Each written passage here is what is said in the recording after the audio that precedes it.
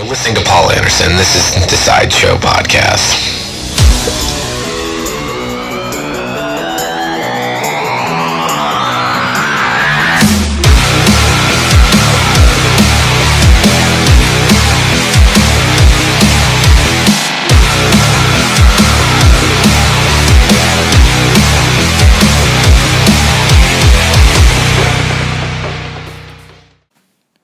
Hey guys, what's up?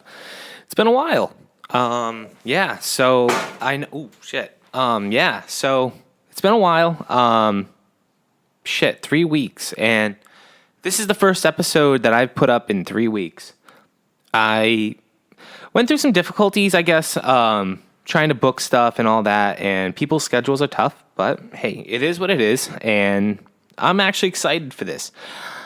I couldn't be more excited because at this point, I've been doing this show for a little bit now, and I want to bring great quality podcasts to you. And this is what I want to present to you guys. And, everybody who checks out the show when they're posted and, showing a lot of support and saying all these kind things to me about, all the work I'm doing for this show, it means a lot. So I thank you and definitely appreciate you checking out this show. If this is your first time checking out the show, we have a bunch of great episodes in the past, and I definitely want you to check those out. You might learn about a band that you've never heard of before, or this is one of your favorite artists. And for me, if I'm bringing you something that you don't know about your favorite artist or an artist that you don't know, thank you. And continue checking them out week after week. Hit the subscribe button. And it's awesome. At this point in this adventure of mine, I guess we'll call it, it's been fucking nuts. This week I'm talking with Brian Marquis. We had Brian's little brother, Greg, on the show, and it was awesome. And I know Brian from his past band, Therefore I Am, and we definitely we had a great talk about that. And Brian, after the disbandment of Therefore I Am, we talked a lot about his solo career and a lot of the things that he did during the solo career. We talked a lot about that, and it's great. We talk a lot about how he actually hopped on a bike, played shows, and traveled across the country doing it for a great cause.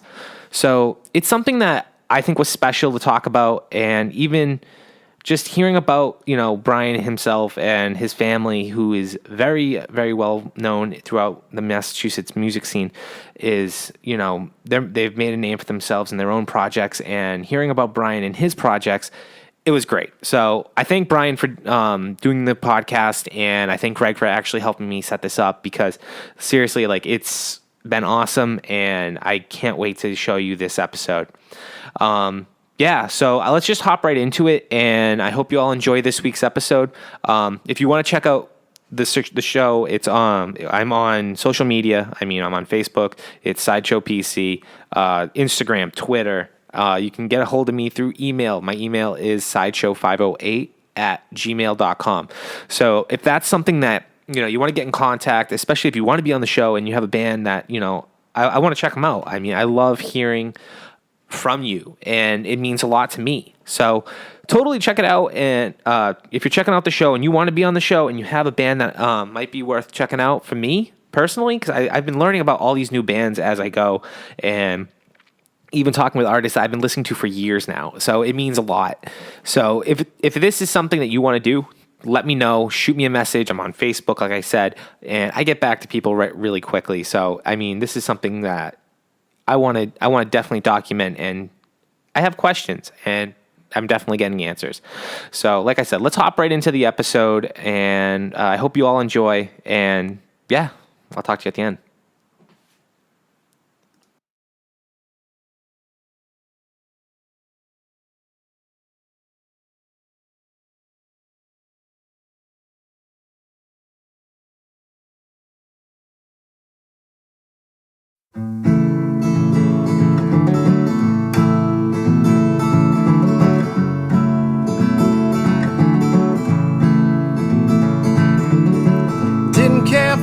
Christ, God of heaven above. He believed in something deeper. He believed in one love. his heart and mind, strong and sharp, step on a dime. He belongs down here with us. Whoa, whoa. Sometimes life gets caught up in the spokes. Whoa, whoa. Like a 1984 rookie car.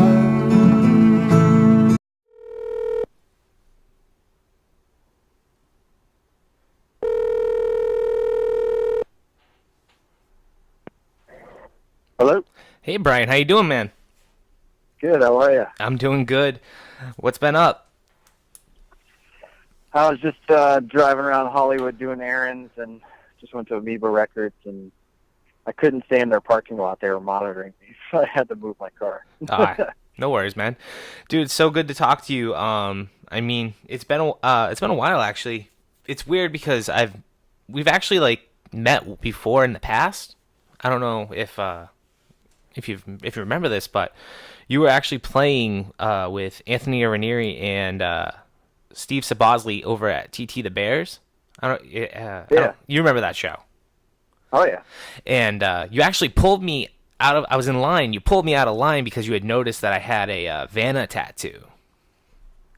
And we got into this. Oh, yeah. We got into this big conversation, and it was cool, dude. It was actually like my first time getting to see you play live acoustically. And it was such a great time at that concert. And ever since, I've been following your music, and definitely been following your music career for some time now. And That's awesome. Yeah, I definitely remember you. It's wild because I mean, you've come such a long way as an artist, and you've been playing music now for how long? I first remember kind of playing guitar starting around 11 or so. But I had a musical family. My dad always played guitar around the house, and there's, that kind of got me into guitar. I would pick his guitar up and just start playing with it. But I always did music in school early on. So playing music, playing music professionally, probably the last, 10 years plus, touring and playing music on and off, probably the last 20 years. I started touring in high school with hardcore bands I was in. That's crazy. And so I've been at it a bit. I'm 36 now, so. And you definitely, the early days, you're best known for being in the band Therefore I Am, and that's a band that, everybody knows who Therefore I Am is if you're a fan of music in Boston or Worcester. What does that band, I guess, at the end of the day mean to you? Therefore I Am was a great time in my life. That's what got me a lot of touring experience, and, a lot of the friendships and, people I've met along the way through that band are still people I work with in music today. And it was cool. It was a very special time in Boston for the music scene there. Growing up in Boston, it was really fun to be in such a supportive independent music scene where, we could do all the stuff that we did, and, we were, a pretty self-sufficient touring band before we even had label support. Mm. And a lot of that was thanks to the home base. Yeah, so Therefore I Am was a lot of good memories and a lot of good times. And, really proud of the music we made, and, it was cool. I love it. Doing reunion shows, was really fun. The last couple of years we did a couple, and it's cool to revisit that stuff and see where everybody's at. And I think a lot of people, it's great because, the fans are always there for you guys, and it shows, like you said, you brought up the reunion shows that you've played in the past, and it's crazy how you guys can sell out two nights at the Sinclair, and just the outpour is always there, and it's great to see that, your fan base is just, still supportive, just like day one. Could anybody really expect another reunion show, or is it still kind of one of those things where it's like when you feel ready, it's going to be a good old time?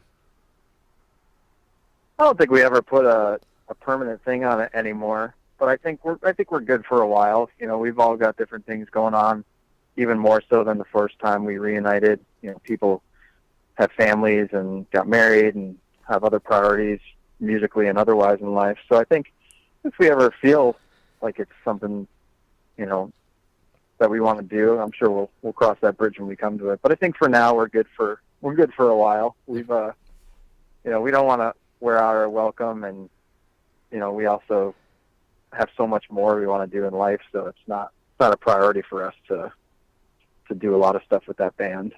That's well put. I love it. So after Therefore I Am, you started doing your own solo work, and it's been a really good. It's brought you some places, and you've done a lot with it. Can you tell people who are listening a little bit about it? Yeah, I started doing solo music in 2011 is when I really started kicking off doing solo stuff.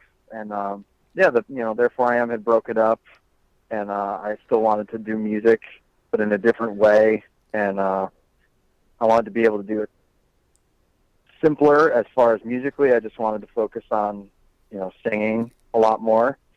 So having really stripped down songs where you focus on the song itself and the vocals was my main objective with that. And then also it was just logistically easier to just, you know, only have one person to worry about.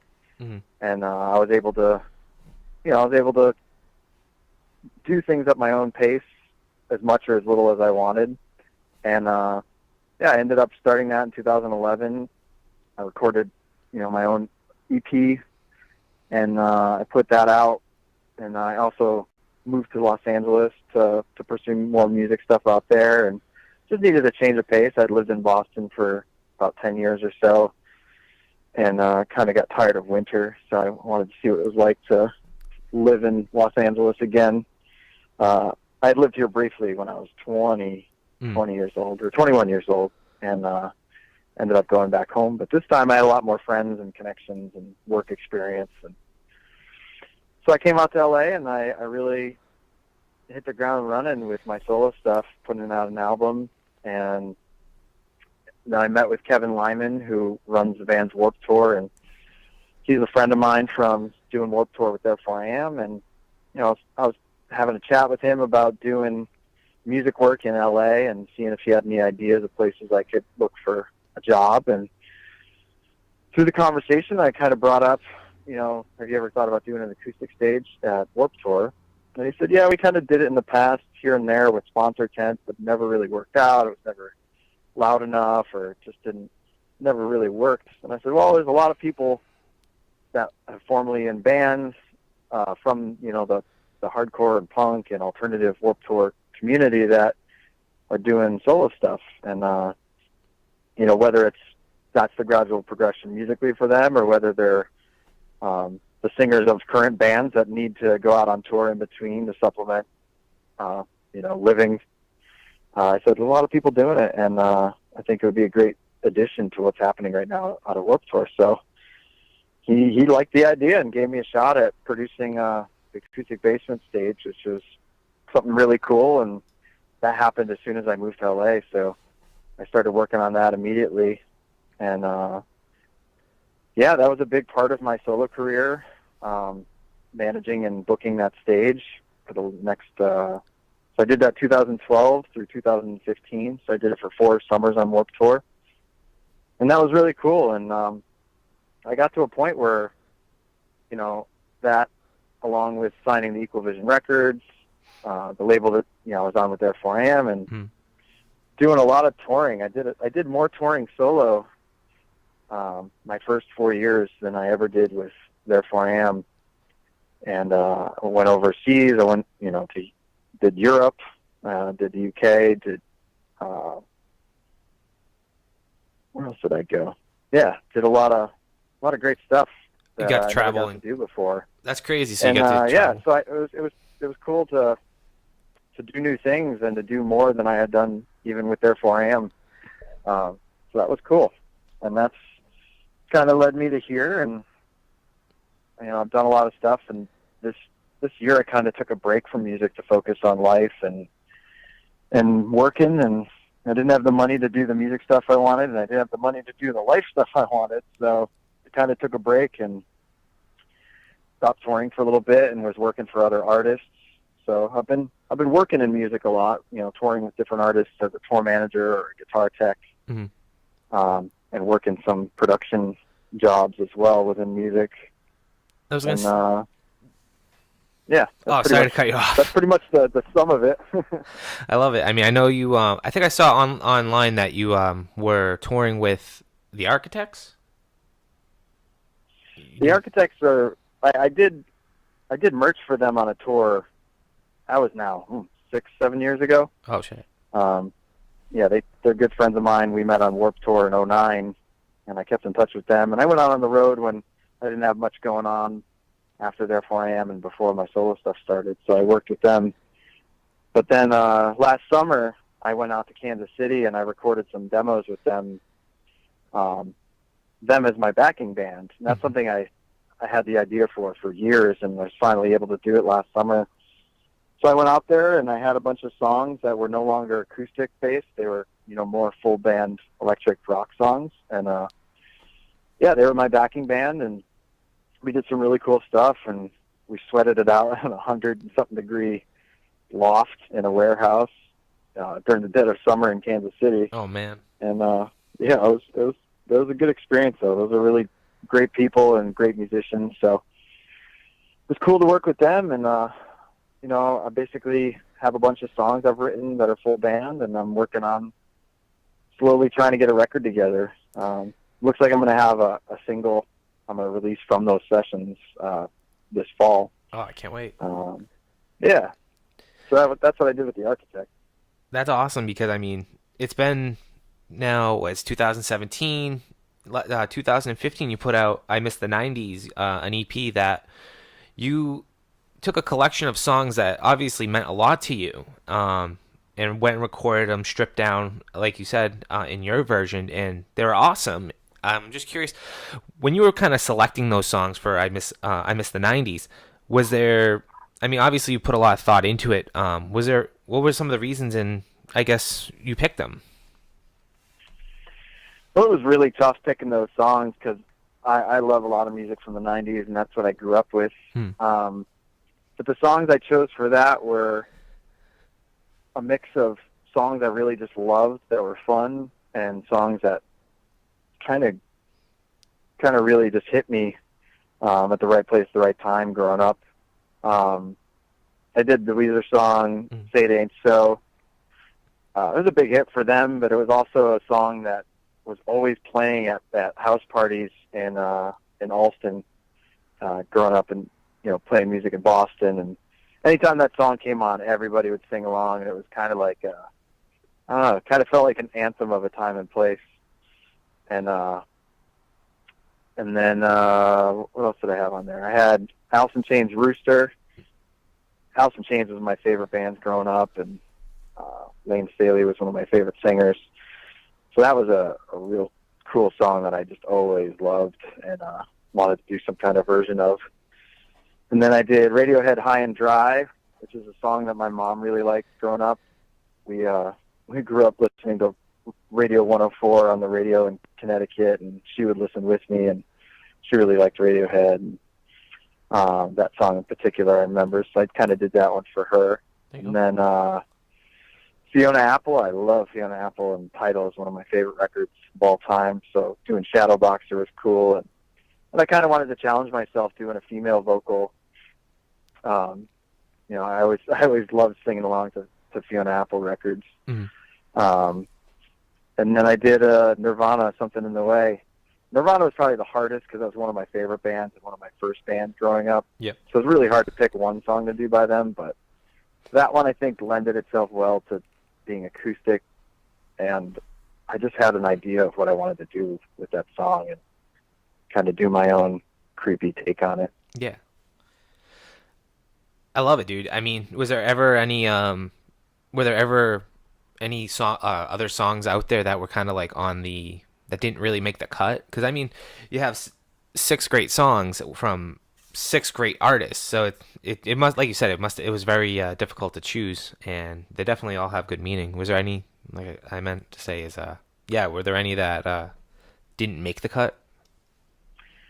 Yeah, I mean, it was a matter of time and money and Oh yeah. How many songs we wanted to do the EP for, and I really wanted to do Smashing Pumpkins' Mayonnaise off Siamese Dream. I really wanted to do a Stone Temple Pilots song.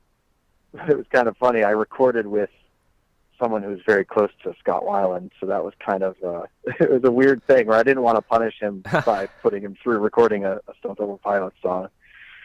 But they're one of my favorite bands as well. Yeah, there's just so many songs that I could have chosen from that it was definitely difficult. I could have done a Soundgarden song. I probably would have done, Fell on Black Days for that. But, yeah, there's a lot to choose from, and it was just really fun doing that EP. I just wanted to get in there and do something for fun and do something that was more full band, too. So I got some friends to play on that record. I love it. That's awesome. So yeah, I want to definitely talk a little bit about a tour that you did last year, and I think this jumps out to me, and I just think that it's totally worth talking about. It's called a Bike and a Mic for Cure tour, and you traveled 1,200 miles on bike, and you were playing shows right along. Yeah. That's fucking nuts, dude. I love it. I think that is probably like one of the most, like, a lot of artists, you hop in a van and you get that luxury, or a lot of people have buses nowadays. Just hopping on a bike, and that's fucking dedication, brother. I love it. Thanks, man. Yeah, that was something that came too when I was just I wasn't tired of touring, but touring was just kind of the same for me. Mm-hmm. You get in a van or you fly or you travel on a bus sometimes. Not me personally. The working tours I do are on a bus. But I just wanted to change up the way I approached playing shows and see what I could do and try and mix. I wanted to mix some of my own personal interests with my music. Absolutely. So they weren't so separate. I like doing outdoor stuff and I like doing athletic stuff and challenging myself. So I had bicycled across the country in 2001 from Greenwich, Connecticut to Tacoma, Washington. So I knew a little bit about what it takes to do some long distance biking. Mm-hmm. But adding a guitar and adding a trailer to my bike was a whole other level of that. And then I also wanted to do something outside of myself and, do some good for someone else. So that's when I worked with Spaghetti Arms, an organization that raises money and awareness for Duchenne muscular dystrophy out of New Milford, Connecticut. And they were an organization I met on Warped Tour years prior during a tornado warning, actually. I met the founder, Sean Quigg. And, we became really good friends, and we kind of were talking at some point, and he was asking me how to produce tours and how to produce shows because he really wants to do something. So I took that as an opportunity to say, well, let's work together on something. Let's put together something where we can do something with your organization and do some shows and raise some money and see what we can do. So we mapped it out around New England to do a loop. So I wanted to go places that Sean was able to go. So he followed me to every show. He wasn't like alongside me. It wasn't like a training video like you see on the Olympics. But he met up with me. Either he did or someone from his organization or family would come to most of the shows, and we'd collect donations, and we did some raffles, and I played music at each show, and it was really cool. It was really different, and I accomplished what I wanted to. They were really small, intimate shows. I was able to talk to people and tell them about the cause and what I'm doing and why I'm doing it. And it was definitely a next level endurance thing to have to bike to shows and make sure you get there on time. And it was really cool. I got to bike through places I never thought I'd bicycle through, like New York City. I never thought I would bike through Brooklyn, Jesus. into Manhattan, into Harlem, into the Bronx, and then right into the forest until I get to pretty much Poughkeepsie. Wow. So it was a cool experience, and it was during the fall time, so it was really beautiful up in Vermont. Cruising through the farm fields was really awesome. So yeah, that was something I was really happy with how that went. We ended up raising over $10,000 Wow. online and at the shows for the cause. And yeah, I hope to do it again sometime. I'd like to recruit someone else to do it, but it's kind of hard to find another musician who is into biking, right, and is crazy enough to do something like that. So that was. But I don't know. I might take it over to the UK and Ireland at some point. That'd be wild. Basically, I was kind of just using my music to take me to the places I want to go and to do something different.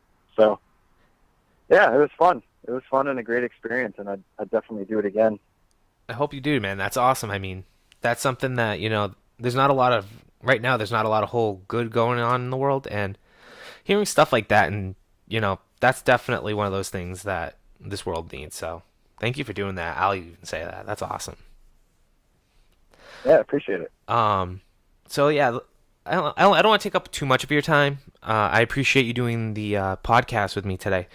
Yeah, happy to be here, dude. It's awesome because the only one of the big reasons why you're on the show today is because of your little brother Greg, and his band was on my podcast actually in the very beginning, and getting to know Greg was awesome. And obviously Sean's plays in Vanna and all that. It's great because your family, like you said, it's very musical rich, and it must be very satisfying to sit back and kind of see you did your thing, your brothers are doing their thing as well. I guess what kind of emotion you have toward that? I think it's awesome. It's something we all have in common. It's something we all have a deep love for in our own ways and with our own bands. And being the oldest, I got to see Sean go through Vanna from the very beginning. I was reading their first contract to Epitaph Records for them. Mm-hmm. And that was an amazing experience and quite a trip. And then, to see Greg now going through some of the same things we both went through growing up and playing music, it's really cool. It's cool to be older and be reflective, and I try and help them out when I can, but also realize they got to experience things on their own as well. Mm-hmm. And yeah, I think it's awesome. It was really fun when we were on Warped Tour. There was a time where Vanna was playing Warped Tour, I was doing the acoustic basement stage, and then Actor Observer won the Ernie Ball Battle of the Bands. So all three of us were out at Warped Tour a couple different times, which was really cool and really special. So it was really fun. I forget where we were, but there was a time where both Greg and I got up and sang with Vanna. And it was something really cool and special to share that moment, together. It's cool. It's really cool to see, and it's cool that we all do slightly different stuff. And yeah, it's fun. It's definitely a lot of fun having all of us work in the arts, work in music. I love it, dude. That's awesome. I mean, you don't see that too often in the music scene, so it's really, like you said, it is special. So I only got one more question, and I don't, like I said, I don't want to take up too much of your time. I love playing this game, and I always talk with my guests about Desert Island, and pretty much if you're stuck on a desert island, you have one record to take with you. What would that record be, and why? I always answer Dark Side of the Moon by Pink Floyd. Okay. Just because I think it's one of the best records ever, and if I was stuck on a desert island, I would just chill out and listen to that. There you go. That's awesome, man. That's fucking awesome. All right, brother. I appreciate your time, and I definitely can't wait for you to eventually release some new music and do your thing, man. I love it. I love what you're doing with your music. Definitely, if you're into the folky music, it's fantastic. It's such, like you said, it's very stripped down, and honestly, like Snow Damage is probably one of my favorite records I've ever listened to, and I love it. And I usually listen to it at least, a good month, about a month or so. I usually break it up, but I love listening to it. It's a good, it's a good record, and I love it. Thank you, man. I appreciate it. But I do have actually one more question. And usually at the end of the show, I love playing music. I play multiple songs. I'd love for you to pick some music, and we can play it at the end of the show. Cool. What kind? My stuff or just anything? Your stuff. My stuff. Yeah. Yeah. If you want to play from Boston, from Blood and Spirits. Okay. That's always a fun song to play. And I'm Still Chasing You off Blood and Spirits is another one of my favorites off that record. And then, oh man. Oh hell yeah, dude! Probably play Rat Street from Snow Damage. That's about living in Allston, Massachusetts. All right, man. I love it. I'll play those at the end of the episode, and yeah.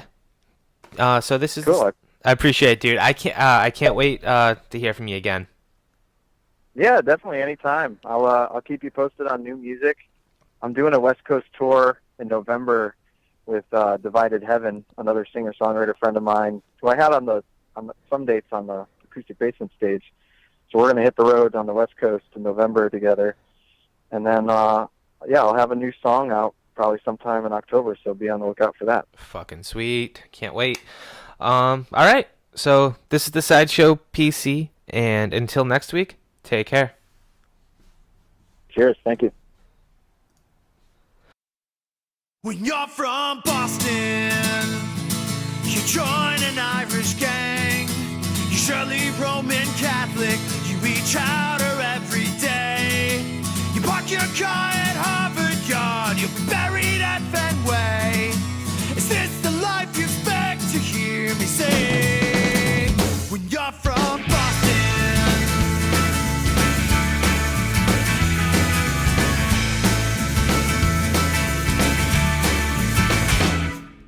My father works down at the docks. All my brothers are Charlestown cops.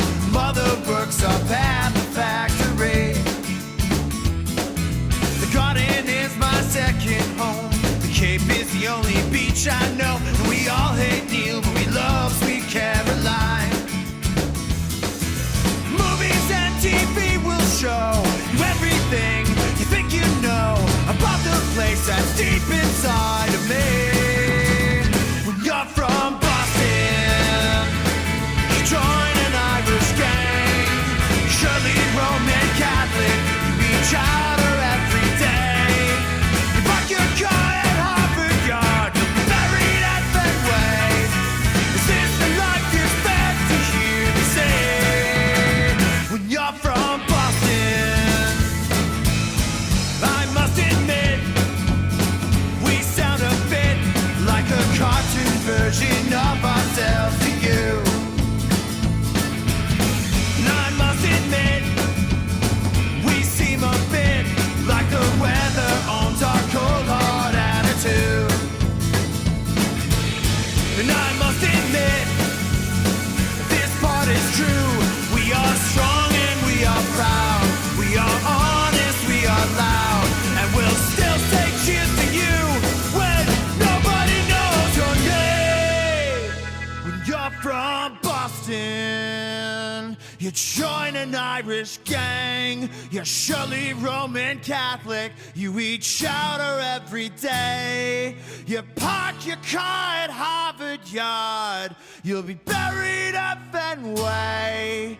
Is this the life you expect to hear me say? When you're from Boston. When you're from Boston. When you're from Boston.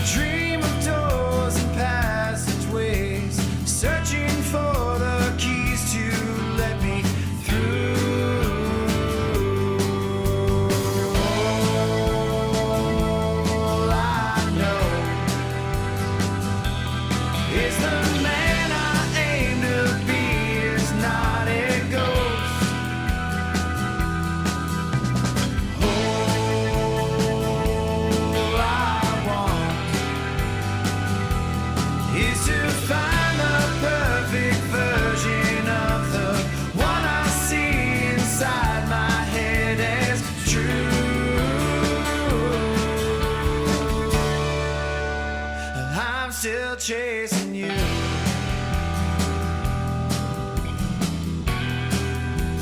I'm still chasing you.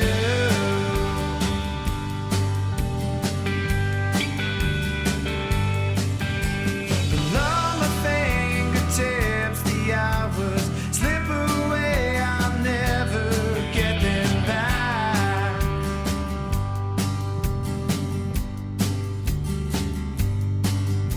I plant the seeds and do the work and dig them up before they can take root.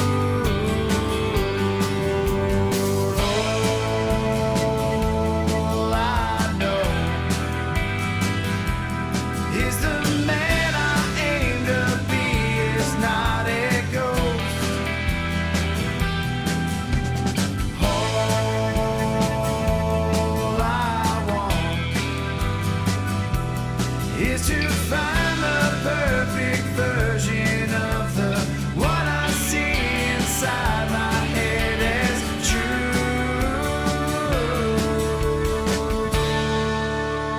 I'm still chasing you.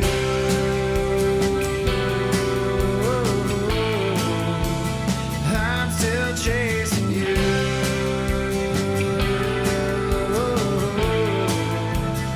I'm still chasing you.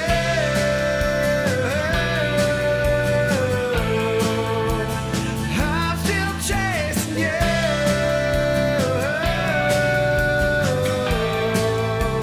Yeah, yeah, yeah, yeah, yeah.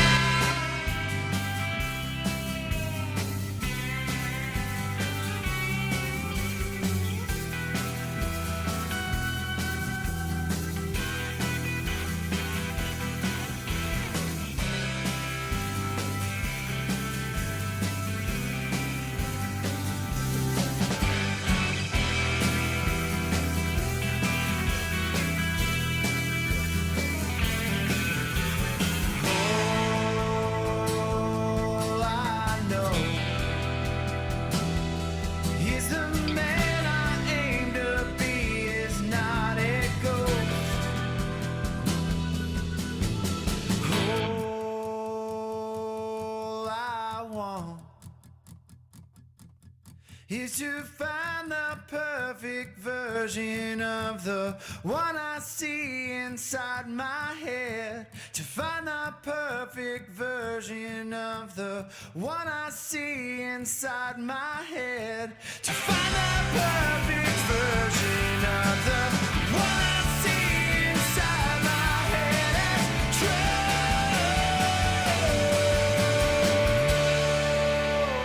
I'm still chasing you.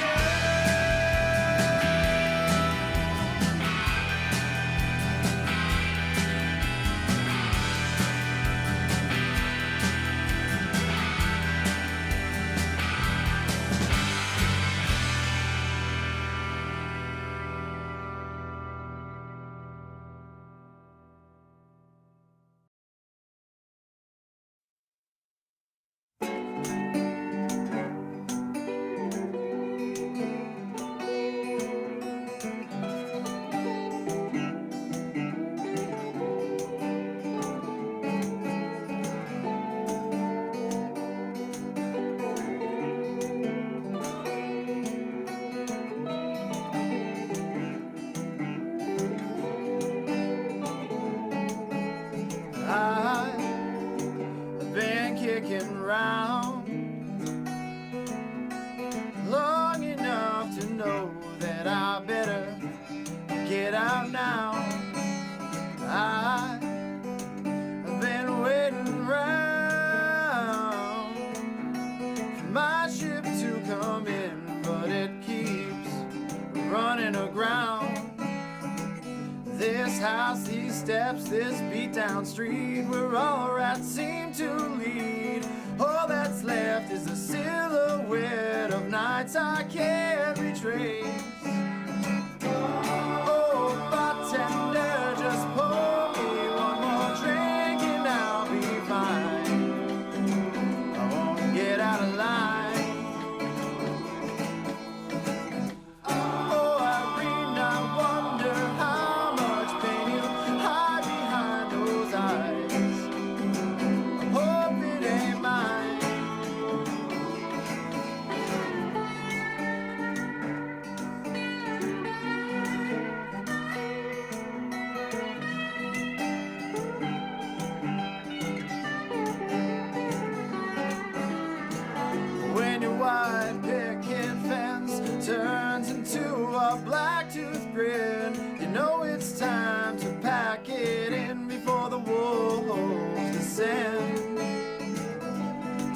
many artists, not enough art. Stop me before I start. Everyone's got something to prove, and I ain't got nothing left for you. Every single step I take is one more towards my escape. I won't miss you, but I will miss all the hell we would raise. Oh, bartender, just pour me one more drink and I'll be fine. I won't get out of line. Oh, Irene, I wonder how much pain you hide behind those eyes. I hope it ain't mine. I've been kicking around long enough to know that I better get out now. I've been waiting around for my ship to come here, but it keeps running aground, running aground, running aground.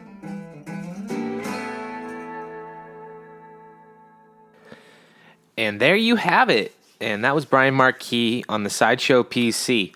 So to stay up to date with the Sideshow podcast, totally just check us out. We're on we're on social media. You can check us out on Instagram, Sideshow PC. You can also check us out on Facebook. You can search Sideshow PC. And yeah, so that was this week's episode. Next week, I bring you another episode. And you know what? I'm going to announce it now. I'm going to be talking with Mr. John Ryan. John Ryan is known for playing in the band Keep Flying. He plays baritone and actually tenor saxophone for this band. They're fantastic. John is also the awesome tour manager for the band 4 Years Strong and other great acts. And he manages many bands, even bands that have been on this show, such as Forever Came Calling. So check out next week's episode. I'm actually so excited to announce it now because it came out awesome, and John was such a great guy to have on the show. And yeah, so thank you also to Brian Marquis again for being on the show, and such a good time. So thank you, and until next week, later.